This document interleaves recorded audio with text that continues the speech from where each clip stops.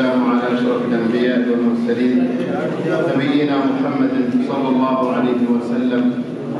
الذي أرسله الله بالهدى ودين الحق ليظهره على الدين كله ولو كره الكافرون. أما بعد، إنه لمن دواعي سروري أن يسر الله لي في هذا اليوم زيارة هذه الجامعة العريقة، جامعة سراج العلوم، التي كنت ما أسمع عنها كثيرا في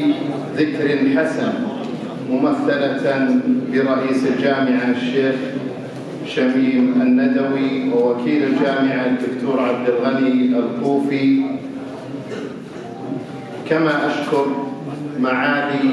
وزير التعليم في هذه الولاية السيد وصي الله خان على حضوره. ولا شك أيها الأخوة أن الله عز وجل أنعم على بلاد الحرمين بحكام جعلوا من أولوياتهم خدمة الإسلام والمسلمين والإنسانية جمعاء، كما حصل ذلك في كثير من الأزمات الإنسانية التي مرت في الآونة الأخيرة على العالم، وشاهدنا ذلك داخليا وخارجيا. وكما أنني أقف بين أيديكم متمثلا في تلك الخدمات التي تقدمها القيادة الرشيدة بقيادة مولاي سيدي خادم الحرمين الشريفين الملك سلمان بن عبد العزيز وولي عهده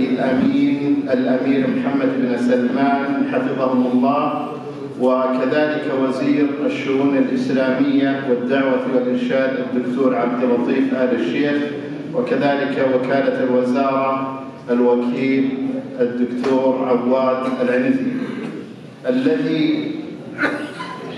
أمنوني على هذه الأمانة العظيمة أن أقف بين يدي إخواني المسلمين في كل مكان لألتمس احتياجاتهم وأشاركهم في أعمالهم الجليلة، كما أن المملكة ولله الحمد تقدم خدمات جليلة عظيمة لا ينكرها إلا جاحد أو مضلل عليه، كالعناية بالحرمين الشريفين والحج والعمرة وطباعة المصحف الشريف وفتح جامعاتها لطلاب المنح، ومجمع الملك سلمان بن عبد العزيز الذي هو تحت الإنشاء للعناية بالحديث الشريف، وكذلك قطار الحرمين والذي يسهل للحاج والمعتمر التنقل بين المدينة ومكة بكل يسر وسهولة. ولست بمقام حصر ما تقدمه القيادة الرشيدة، فأنتم أهل إنصاف في ذلك، ورأيتم وشاهدتم، وربما كثير منكم ذهب إلى السعودية ورأى بأم عينه ما تقدم هذه الخدمات الجليلة لقاصدي الحرمين الشريفين. فهذا تراه القيادة الرشيدة أمانة على عاتقها، فتقوم ولله الحمد بتخصيص ميزانيات كبيرة، بل خصصت وزارات للعناية في ذلك، وزارة للحج ووزارة للشؤون الإسلامية. فهذا بما تراه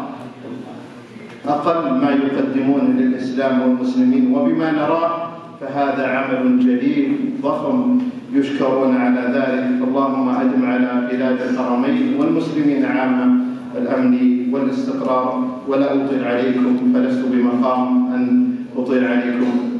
إنما أسمع منكم بما وجدت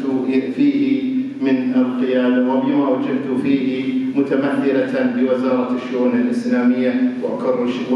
شكري وتقديري مرة أخرى لكم، والسلام عليكم ورحمة الله وبركاته.